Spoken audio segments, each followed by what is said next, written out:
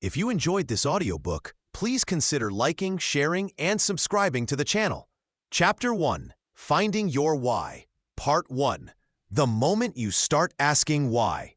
The moment usually arrives quietly, without fanfare or drama. Sarah Martinez, who built a successful consulting firm, described it perfectly in a 2019 interview. "I was making more money than I'd ever imagined, but I felt completely empty inside." This feeling strikes leaders across every industry. Reed Hastings experienced it before transforming Netflix from a DVD service into a streaming giant. He questioned whether his company was just about convenience or something deeper, giving people the power to choose their own stories. The answer to that question changed everything. The why moment often emerges from frustration rather than inspiration. You might find yourself staring at spreadsheets, wondering if quarterly targets really matter, or sitting in another strategy meeting that feels disconnected from any real human need. These moments of professional emptiness are not signs of weakness. They are invitations to dig deeper. Mark Benioff of Salesforce hit this wall in 2000 when he realized his software company was just moving data around. The real question haunted him. What if technology could actually make businesses more human? That shift in thinking led to Salesforce becoming one of the most purpose-driven companies in tech, with initiatives that extend far beyond profit margins. Your own why rarely announces itself with clarity. It whispers through patterns you might not notice at first. Think about the work projects that energized you most. What human problem were you actually solving? Consider the moments when you felt proud explaining your job to someone you respect. What thread connects these experiences? Howard Schultz discovered his why through a trip to Italy, watching how coffee shops created community connections. He realized Starbucks wasn't selling coffee. It was creating a third place between work and home where people could gather. This insight transformed a small Seattle company into a global phenomenon. The questions that refuse to go away are usually pointing towards something important. If you keep wondering why certain inefficiencies exist in your industry, or why customers seem frustrated despite having more options than ever, pay attention. These persistent curiosities often signal where your deepest contribution lies. Remember, asking why is not about finding the perfect answer immediately. It's about starting a conversation with yourself that gets more honest over time. Part 2, Digging Beneath Products and Profits. Most business leaders think they know their mission because they can recite their revenue goals. But here's what Sarah Chen discovered when her project management software company hit its sales targets yet still felt hollow inside. Sarah spent 3 years celebrating quarterly wins while watching her best developers leave for startups. Her company's mission statement mentioned optimizing workflow efficiency and maximizing stakeholder value. It sounded professional. It also sounded like every other tech company in Silicon Valley. The breakthrough came during a customer interview that was supposed to focus on feature requests. Instead, a small business owner named David started crying. He explained how Sarah's software had given him 3 extra hours each week to read bedtime stories to his daughter. Another customer, Maria, shared how the tool helped her nonprofit track donations more effectively, allowing her to feed an additional 50 families monthly. Sarah realized she hadn't been selling project management software at all. She was selling time back to parents, peace of mind to overwhelmed business owners, and capacity for social impact organizations to help more people. This shift from features to feelings represents the difference between surface mission and soul mission. Surface missions talk about market penetration, user acquisition, and operational excellence. Soul missions speak to what actually changes in someone's life when your work succeeds. Consider how Patagonia could describe itself as an outdoor clothing manufacturer focused on premium materials and brand loyalty. Instead, they built their mission around environmental activism, stating they exist to save our home planet. This deeper purpose transforms every business decision, from product design to supply chain management. The diagnostic question that cuts through corporate speak is simple. If our company disappeared tomorrow, what would people lose beyond our product or service? Sarah's customers wouldn't just lose software features. They would lose precious family time and the ability to serve their communities effectively. Tony Hsieh transformed Zappos from a shoe retailer into a company that delivers happiness. Southwest Airlines doesn't just provide transportation. They democratize air travel by making it affordable for families. These leaders understood that products are vehicles, not destinations. A true mission always connects to human dignity, opportunity, or connection. It acknowledges that business exists to solve real problems, not just generate shareholder returns. Revenue matters enormously, but it makes sense as fuel for meaningful change rather than the change itself. When you dig beneath products and profits, you discover the heartbeat that makes ordinary teams believe they are part of something extraordinary. Part 3. Turning beliefs into a simple statement. Your head probably feels like that wall with 20 different sticky notes right now. You know your work matters, but when someone asks what your company actually does, you stumble through 3 different explanations. This happens to every team that discovers their deeper purpose, but hasn't figured out how to say it clearly yet. Reid Hoffman, founder of LinkedIn, spent months with his early team trying to capture their mission. They knew they wanted to help professionals connect, but their first attempts sounded like corporate jargon soup. One version mentioned leveraging professional networks to optimize career trajectory outcomes. Another talked about facilitating meaningful workplace relationship infrastructure. These statements made perfect sense to the team, but confused everyone else. The breakthrough came when they simplified everything down to 6 words: connect the world's professionals. Suddenly, engineers, investors, and users could immediately understand what LinkedIn existed to do. That clarity helped them make thousands of decisions over the next decade. When they considered new features, they asked, does this help professionals connect? Most mission statements fail because they try to sound impressive rather than clear. They pile on buzzwords like synergistic solutions and best-in-class paradigms until the actual purpose disappears. Think about how you explain your work to your neighbor over the fence. You probably use simple words and focus on the change you make in people's lives. Strong missions start with action words that show movement. We build, we protect, we teach, we heal. They focus on people, not processes. Compare we optimize human resource management workflows with we help managers become better leaders. The second version immediately tells you who benefits and how. Test your draft by saying it out loud to 3 different people: a team member, someone outside your industry, and ideally a child. If any of them ask, what does that actually mean? You need simpler words. Your mission should feel comfortable, whether you're explaining it in an elevator, at your kitchen table, or during a board meeting. The magic happens when your statement becomes something people naturally repeat. When Patagonia says, "We're in business to save our home planet," customers and employees remember it because it's both specific and emotional. It tells you exactly what they care about without requiring translation. Part 4. Checking if your why feels true in real life. The real test begins on Monday morning. You have crafted your mission statement, polished the words until they shine, and presented it to your team with conviction. But now comes the hard part. Does your why actually survive contact with reality? Sarah Chen, founder of a sustainable packaging startup, thought she had nailed her mission. We make the planet cleaner through packaging innovation. It sounded perfect in pitch meetings. Then her head of sales pointed out something uncomfortable.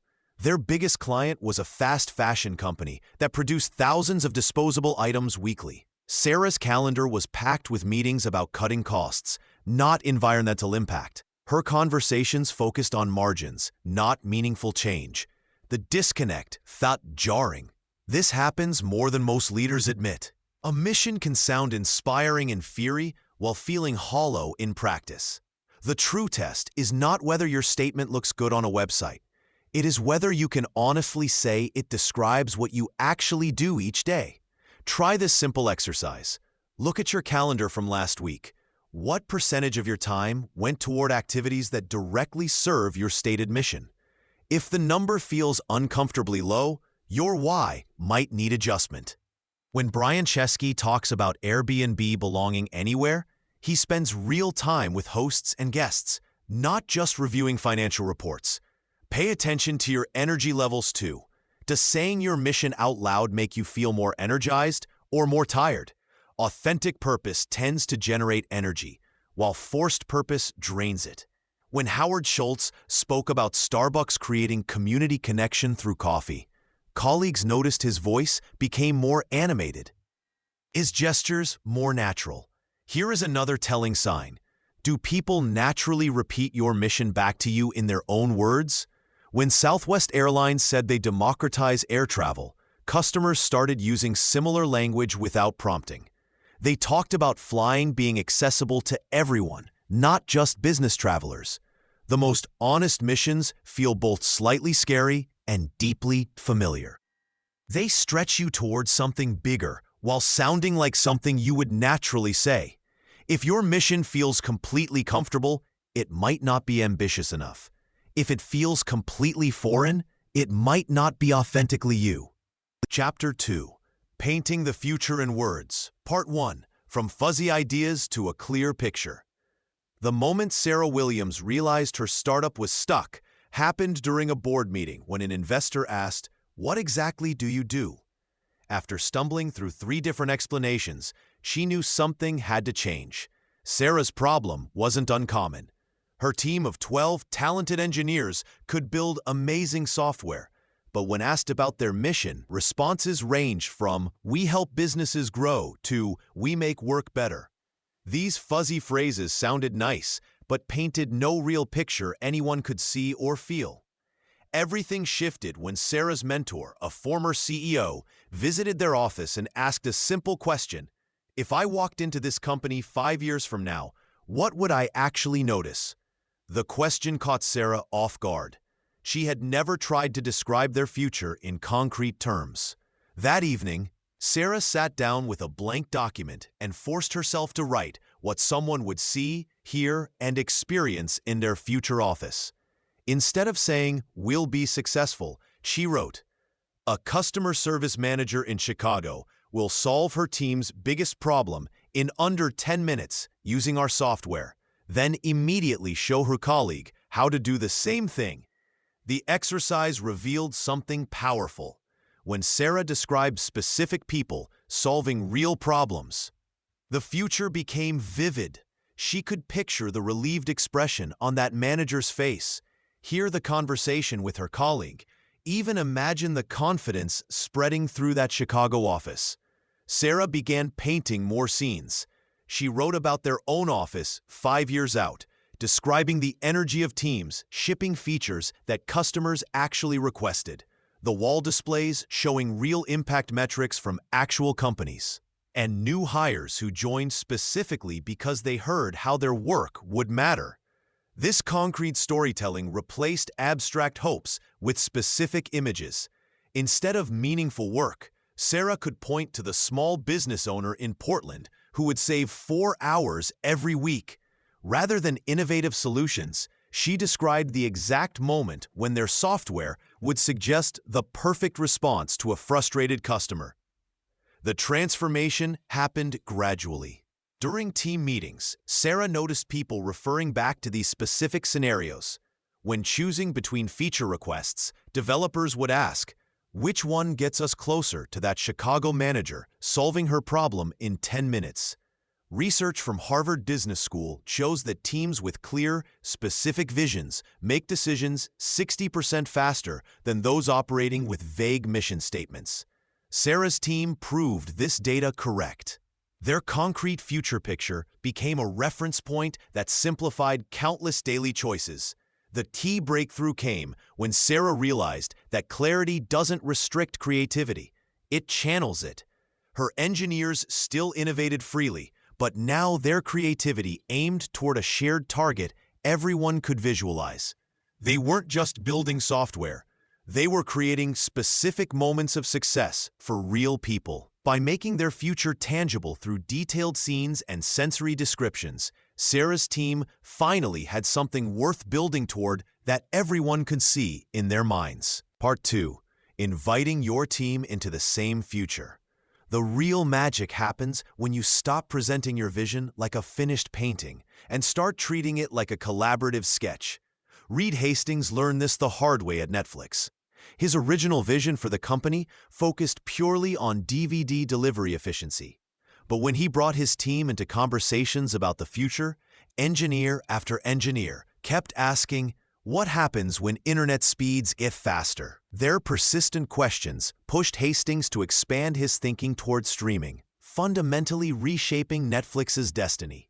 Think of your first vision draft as opening a conversation, not closing one.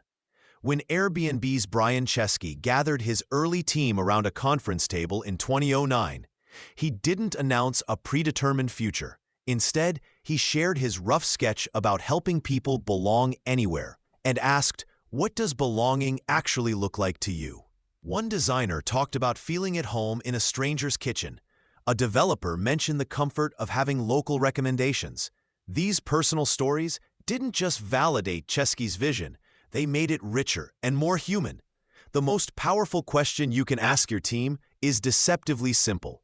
Where do you see yourself in this future? When Patagonia founder Yvon Chouinard posed this question during a company retreat, something unexpected happened.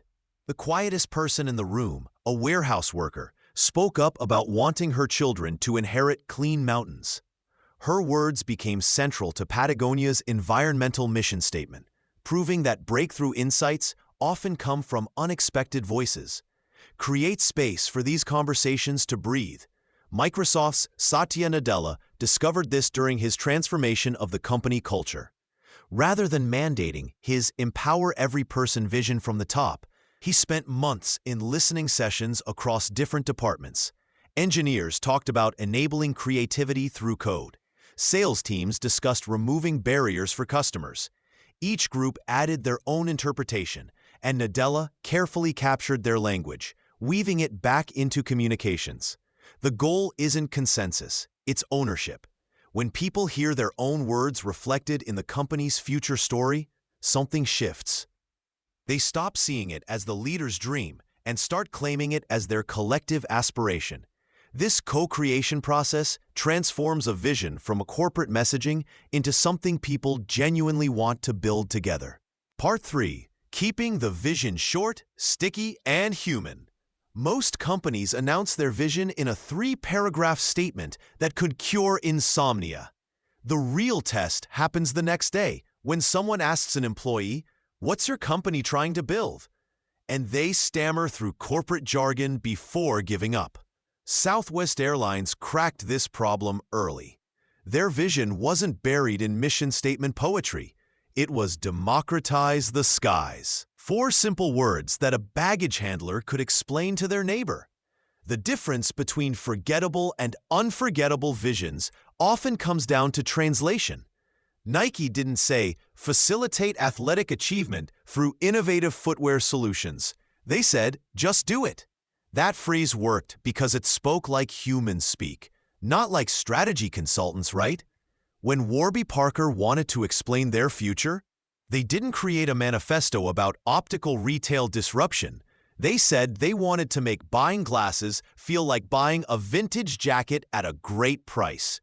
Consider how Patagonia's Save Our Home Planet appears everywhere, on email signatures, in casual conversations, even in employee jokes about choosing the bike over the car. This happens because the phrase passes what researchers call the coffee shop test. If you can't explain your vision to a friend over coffee without using industry terms, it's too complex. The vision needs to survive the telephone game that happens when ideas move through an organization. Repetition matters more than creativity here. Marketing teams often feel pressure to invent new slogans every quarter, but sticky visions work the opposite way. Amazon kept saying, customer obsession for decades until it became automatic. Employees started using the phrase naturally because they heard it consistently, not because it was constantly changing. The magic happens when your vision becomes conversational currency. Teams at Airbnb don't say, "We facilitate peer-to-peer hospitality exchanges." They say, "We help people belong anywhere." That language shows up in product discussions, hiring decisions, and holiday party toasts because it sounds like something humans actually say. Short phrases paired with simple metaphors create mental shortcuts. When Reid Hoffman described LinkedIn as professional networking for everyone, people immediately understood the future he wanted to build. The vision didn't need explanation. It needed demonstration through every interaction that followed. Human language beats business language every time because humans remember stories, not strategies. Part 4. Letting the vision guide everyday choices. Your vision becomes real when it starts making decisions for you. Last week, a product manager at Buffer faced a choice between building a flashy analytics dashboard or improving their scheduling tool's reliability. The analytics would impress investors and look great in demos. But Buffer's vision centers on helping creators build authentic relationships with their audiences. Which feature actually serves that future? The scheduling tool one. This happens hundreds of times each day in companies with strong visions. A recruiter at Patagonia turns down a brilliant candidate who doesn't care about environmental issues. A developer at Zoom says no to a feature request that would complicate the interface, remembering their mission to make video communication frictionless. Each choice seems small, but together they steer the entire organization toward the future they described. The secret is turning your vision into a simple filter for everyday decisions. Southwest Airlines uses their vision of democratic air travel to evaluate everything from route planning to snack choices. When they considered adding assigned seating to match competitors, they asked their core question: does this make flying more accessible for ordinary people, or does it create the class divisions we set out to eliminate?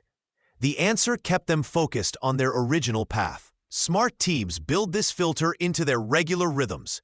One startup begins every product meeting by reading their vision statement aloud, then asks, "Which of these features gets us closer to that world?"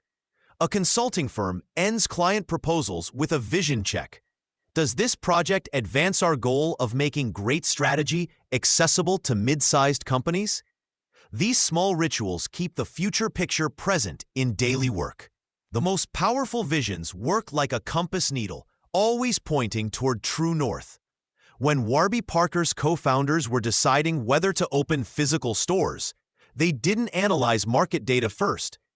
They asked whether retail locations would advance their vision of making eyewear accessible and affordable.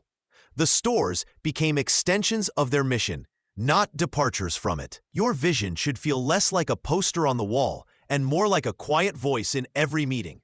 When teams internalize this decision-making filter, they stop needing constant direction from leadership. The future they painted together becomes their shared GPS, guiding choices both big and small toward the world they want to create. Chapter 3. One Mission, Many Teams. Part 1. Writing the story that unites all tribes. At a global software company, the engineering team spoke in sprints and technical debt. Sales talked quarterly targets and pipeline velocity. Operations obsessed over uptime and service tickets. Each group worked hard, but they pulled in different directions, like three people trying to move a couch through a doorway sideways. The breakthrough came when their CEO realized something obvious yet profound. Every successful mission story answers just 3 questions that anyone can understand. What game are we playing? Why does winning matter? How do we win together? Take Patagonia's approach. Their engineers don't just write code for outdoor gear websites. Sales teams don't just hit revenue numbers. Operations doesn't just fulfill orders. Everyone plays the same game, protecting the planet through business. The story connects a software bug fix to environmental protection just as clearly as it connects a major retail partnership to the same cause. The magic happens when leaders stop trying to make everyone think alike and start showing how different strengths serve one purpose. Netflix does this brilliantly. Their content creators, recommendation engineers, and customer service representatives all tell different parts of the same story about giving people the entertainment they want when they want it. Each team uses their own language and methods, but they're building toward the same victory. Smart leaders collect stories from every corner of their organization and weave them into one narrative. When Airbnb's legal team resolves a regulatory challenge, they're not just handling compliance. They're removing barriers so families can create memories in unique places. When their app developers fix a booking glitch, they're protecting those same family moments. The best mission stories don't erase what makes each team special. Instead, they show how accounting's attention to detail, marketing's creativity, and customer support's empathy all contribute to winning the same game. Each group keeps their identity while seeing their place in something bigger. Think of your mission story as a campfire. People from different departments can sit around it, recognize themselves in the flames, and say with genuine conviction, "Yes, this is us." The story doesn't force unity. It reveals the unity that was already there, waiting to be seen clearly. Part 2. Making every role a hero in the mission. Every morning, Sarah answered support tickets about password resets and billing questions, thinking she was just solving problems. Then her manager asked a simple question that changed everything. "What do you think happens to our customers when you solve their issues quickly?" Sarah paused. She had never connected her daily work to the company's mission of helping small businesses grow. The revelation came when she learned that behind ticket number 47293 was Maria, a bakery owner who couldn't access her point-of-sale system during the morning rush.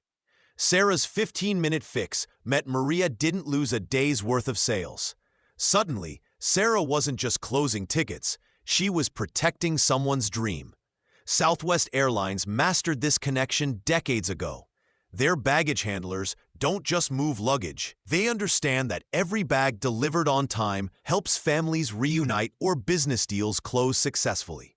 The company regularly shares stories of how ground crew members have gone extra miles to ensure connections are made, framing these actions as heroic moments in service of their mission to democratize air travel.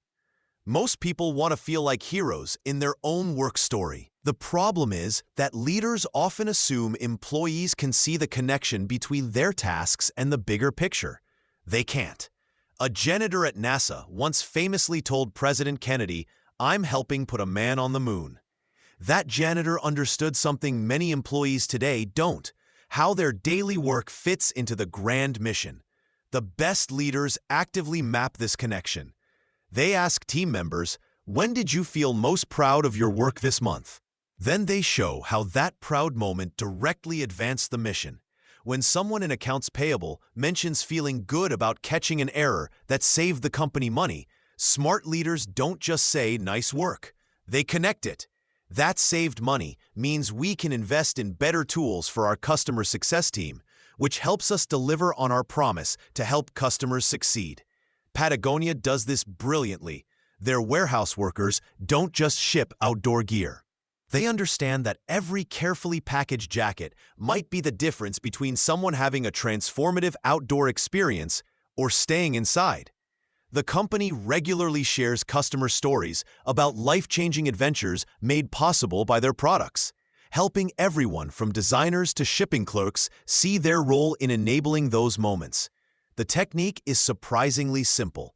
During team meetings, spend 5 minutes sharing a hero moment from the past week.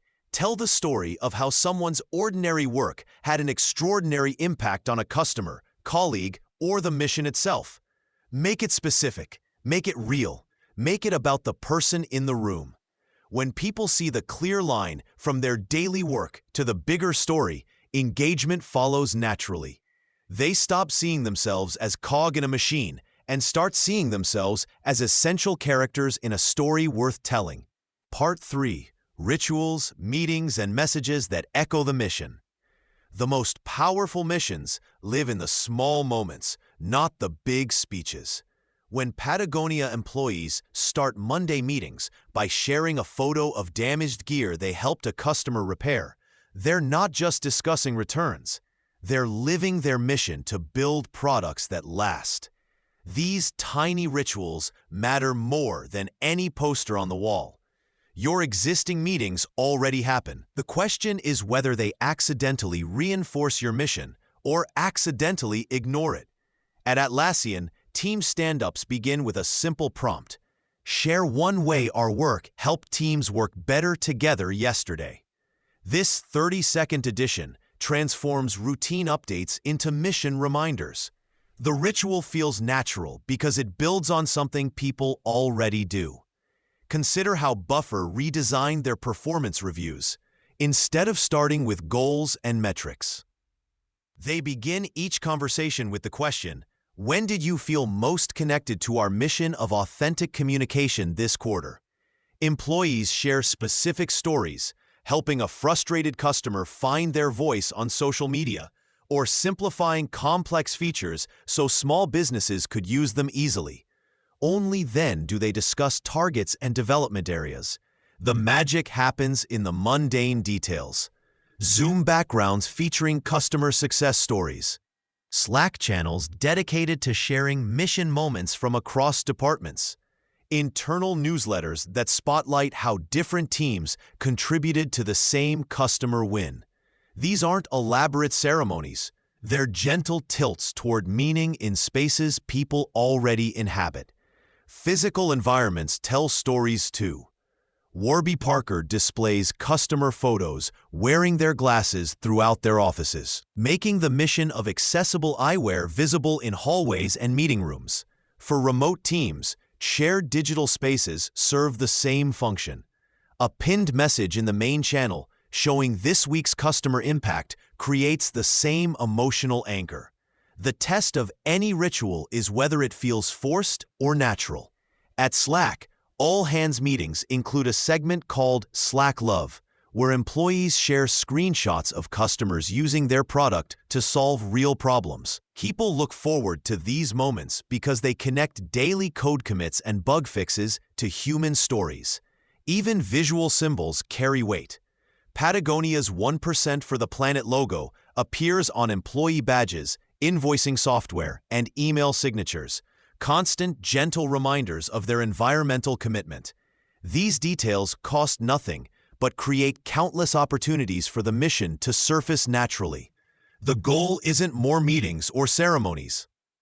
It's weaving mission awareness into the rhythms people already follow, making purpose a regular companion rather than a special guest.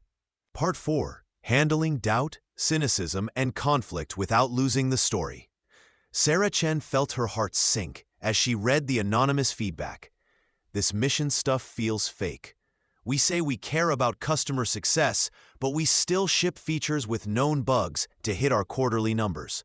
Another comment stung even more. Leadership talks about values until it costs money. Then it's back to the old playbook. Sound familiar? Every leader who has tried to build something meaningful hits this wall. The eye rolls, the Slack messages questioning whether this mission thing is just another management fad. The uncomfortable silence when you ask teams to connect their work to the bigger purpose. But here's what most leaders get wrong. They treat cynicism as the enemy when it's actually valuable intelligence. When Patagonia's employees first heard about the company's "Don't Buy This Jacket" campaign, some marketing folks privately worried it would hurt sales. That skepticism wasn't disloyalty. It was people caring enough to voice real concerns. Smart leaders like Yvonne Chouinard use that doubt to refine the message and prove the commitment through actions, not just words. The best approach starts with listening. Buffer's leadership holds regular transparency tea sessions where employees can ask anonymous questions about anything, including whether the company actually lives up to its values.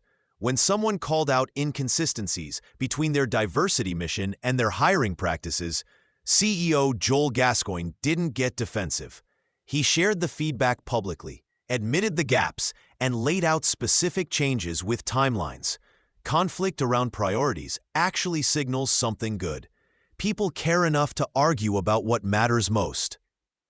When Basecamp's teams disagreed about which features aligned with their mission of calm productivity, they used the mission as a decision filter, rather than avoiding the hard choices. They'd ask, does this make work calmer or more chaotic for our customers? Trust builds when leaders admit missteps quickly. When Zoom's security issues contradicted their mission of bringing teams together safely, CEO Eric Yuan didn't hide behind PR speak. He took responsibility, paused feature development to fix security, and kept returning to simple updates about progress.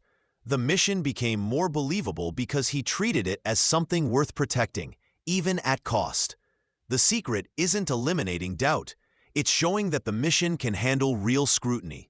When people see leaders make tough decisions that align with stated values, especially when those decisions are expensive or uncomfortable, belief grows naturally. Chapter 4. Living the Mission When It's Hard. Part 1. When Growth Tests What You Stand For. Success feels intoxicating until you realize it might be pulling you away from everything you started to accomplish.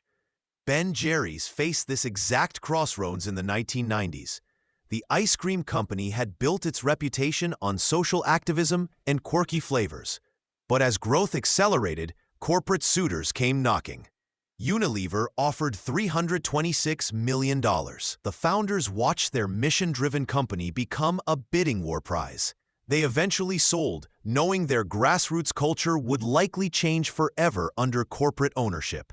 This scenario plays out daily in conference rooms worldwide. A healthcare startup gets approached by a pharmaceutical giant promising massive distribution. A sustainable clothing brand receives an offer from a fast fashion retailer. A local nonprofit gets courted by a large foundation with strings attached. The money looks good. The growth potential seems limitless. But something feels wrong. Netflix co-founder Reed Hastings describes these moments as integrity checkpoints.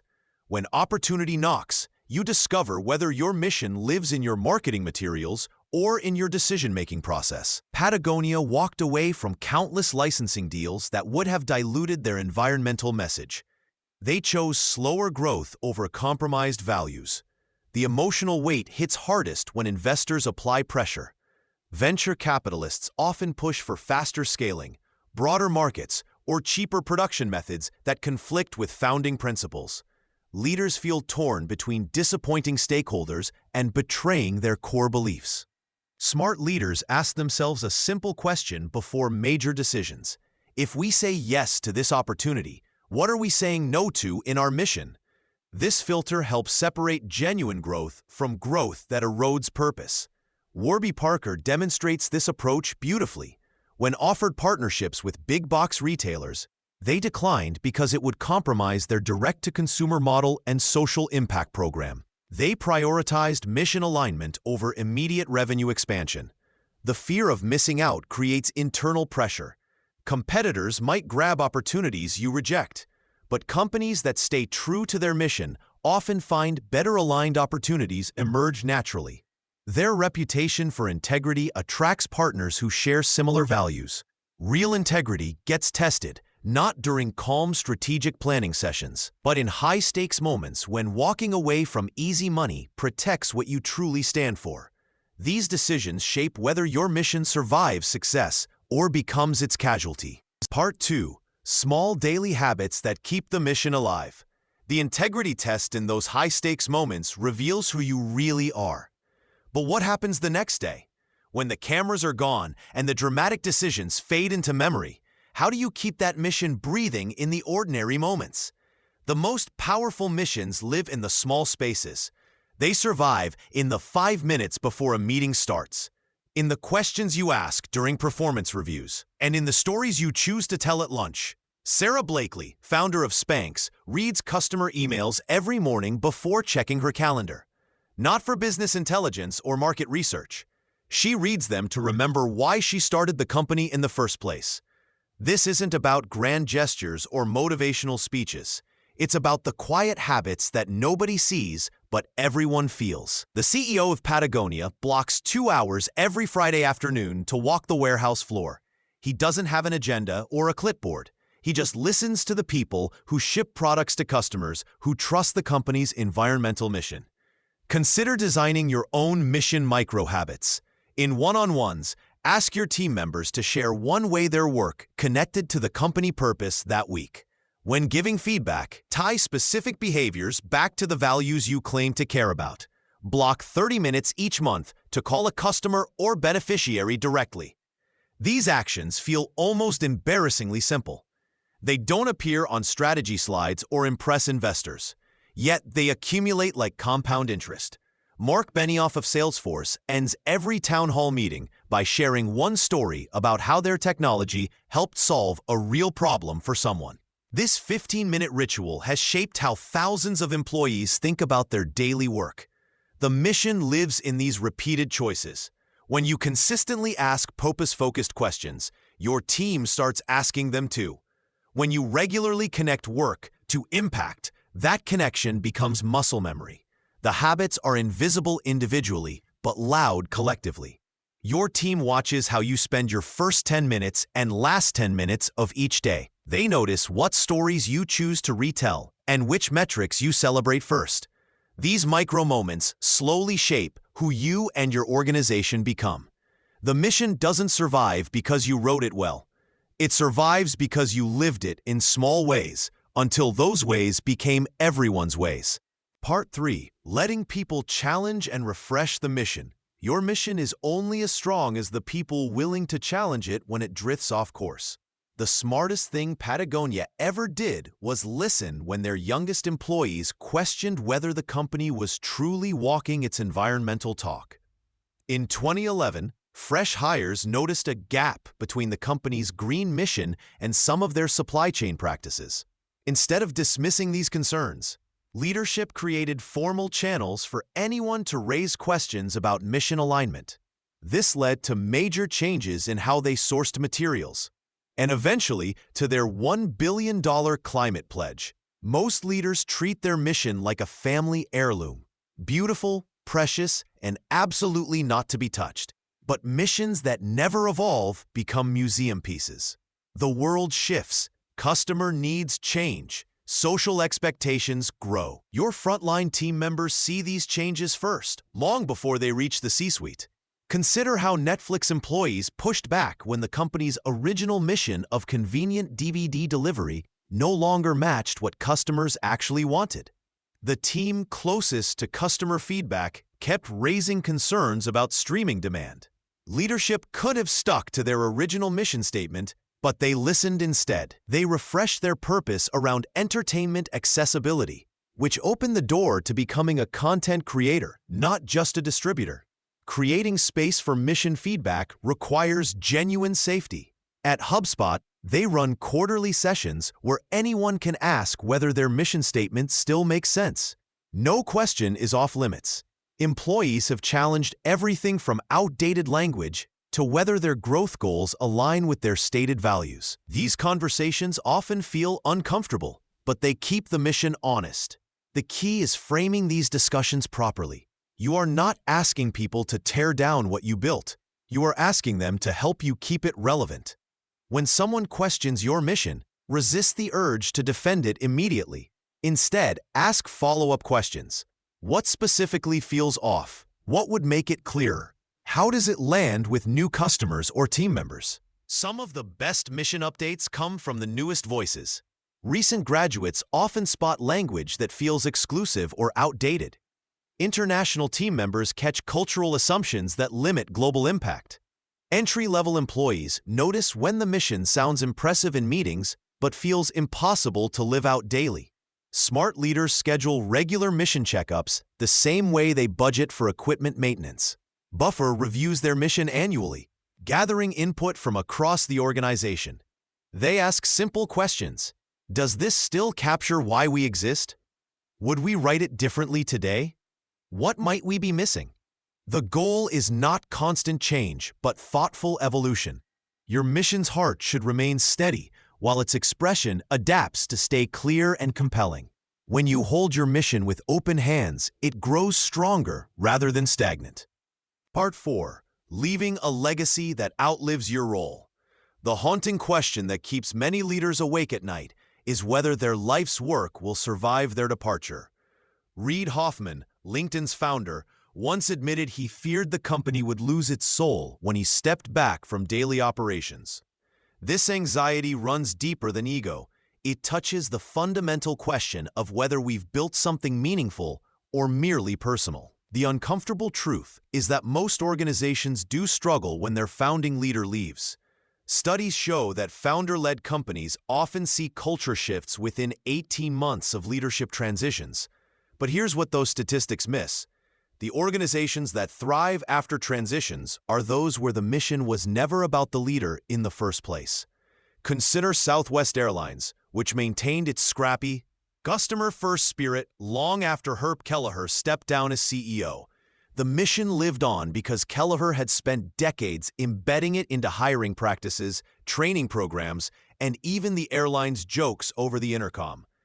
New employees learned the mission through stories that existed independent of any single person's presence. The secret lies in making the mission bigger than any individual. When leaders document the stories behind their mission, the customer calls that changed everything, the moments of doubt that clarified purpose, the early wins that proved the mission mattered, they create a foundation that new leaders can build upon rather than replace. IBM's transition from hardware to services under Lou Gerstner succeeded partly because the company's mission to solve complex problems remained constant even as the solutions evolved. The mission provided continuity while allowing for necessary change. Smart leaders create what researchers call cultural artifacts, the symbols, rituals, and shared language that carry mission DNA forward. These might be simple things: a weekly story-sharing session, a particular way meetings start, or even how the office space reflects values. When done authentically, these practices feel natural rather than forced. The most successful transitions happen when the outgoing leader becomes the mission's first historian rather than its final guardian. They document not just what the mission is, but why it matters and how it has evolved. They identify and develop others who understand the mission's heart, not just its words. The irony is beautiful.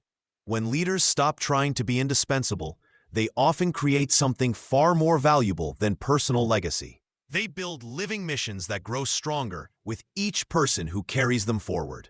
Chapter 5: Sharing Your Mission with the World. Part 1: Telling Your Origin Story with Heart. Your origin story will either feel forced or it will feel true, and people always know the difference. When Jake Bronstein launched Flint and Tinder, he didn't talk about market opportunities or business models. Instead, he shared how his favorite pair of underwear fell apart after just 6 washes, and he couldn't find anything made in America that would last. That frustration became a $1 million Kickstarter campaign, because people connected with the real problem behind the polished pitch. The magic happens when you stop trying to sound impressive and start sharing what actually happened. Southwest Airlines' origin story isn't about airline industry analysis. It's about Herb Kelleher sketching the business plan on a cocktail napkin because he was tired of expensive flights between Dallas, Houston, and San Antonio. That napkin story has been retold thousands of times because it captures the simple human frustration that sparked everything. Your story needs 3 things to work. First, pick 2 or 3 specific moments instead of recounting your entire journey. Howard Schultz doesn't tell Starbucks' whole history.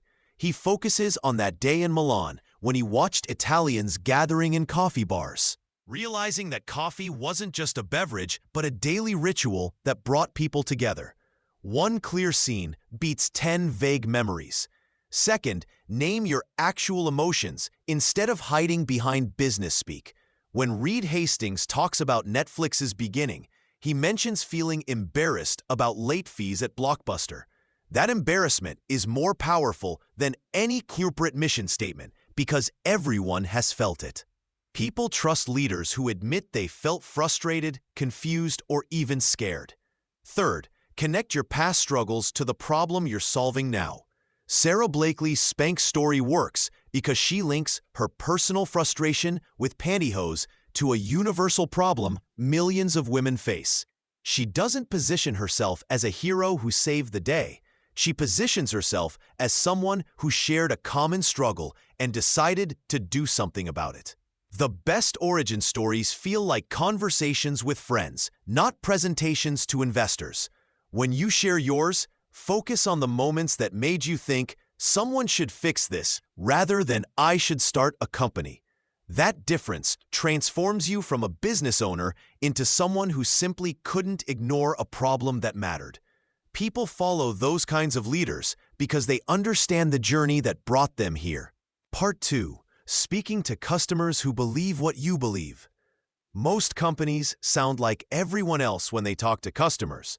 They use words like innovative solutions and best-in-class service that could describe any business in any industry. But when you root your communication in your mission, something different happens. You stop trying to appeal to everyone and start speaking directly to the people who care about what you care about. Think about Patagonia's simple tagline, "We're in business to save our home planet." This isn't trying to convince every outdoor gear shopper. It's speaking to people who see climate change as an urgent problem. Some customers might prefer cheaper jackets without environmental messaging, and that's fine. Patagonia would rather have fewer customers who share their values than more customers who don't care about their mission. Picture your ideal supporter for a moment. When they hear about your mission, what makes them think, these are my people? Maybe they've struggled with the same problem you're solving. Maybe they share your frustration with how things currently work. Maybe they believe, like you do, that something important needs to change. These are the people worth speaking to. Ben Jerry's built their entire brand around speaking to customers who believed in social justice and environmental responsibility. They didn't just make ice cream with fun names. They took stands on issues like income inequality and climate change, knowing some customers would disagree. But the customers who stayed became fierce advocates who bought the ice cream and supported the cause. Your product decisions, case studies, and stories should all reflect these shared values. When Tom's Shoes shares customer stories, they don't just talk about comfortable footwear. They talk about children receiving shoes for the first time. When Warby Parker features customer photos, they're not just showing stylish glasses. They're showing people who now have access to vision care they couldn't afford before. This approach will turn some people away, and that's actually healthy. A clear mission works like a magnet. It has two poles that create clear attraction and repulsion. The customers who align with your values will feel drawn to you more strongly because they know where you stand. The ones who don't share your values will find other options, leaving you with supporters instead of just buyers. Part 3. Using simple language across every channel. How many times have you visited a company's website, then checked their LinkedIn, only to wonder if you're looking at the same organization? Each department tells the mission story differently until it becomes unrecognizable.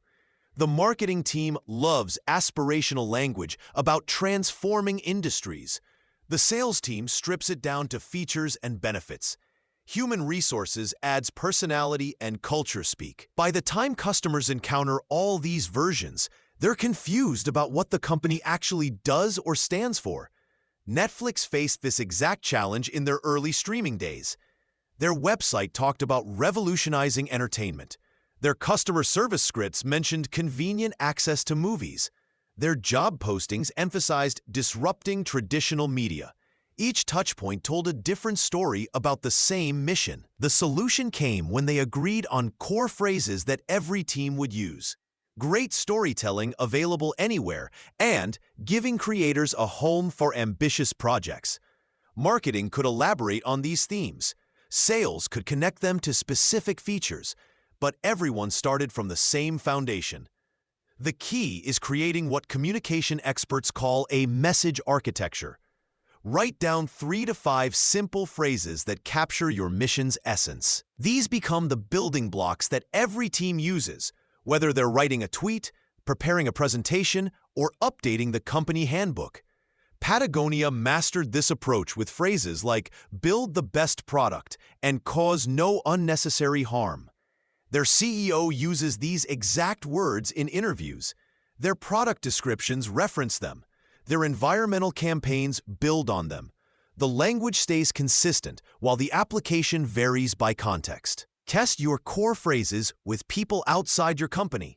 If your neighbor can't explain what you do after hearing your mission statement, it's too complicated.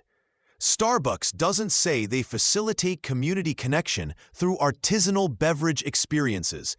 They create a third place between work and home. Simple wins. Read important messages out loud before publishing them. If you stumble over words or phrases, your audience will too. Buffer learned this lesson when they realized their mission statements sounded like they were written by a committee of consultants.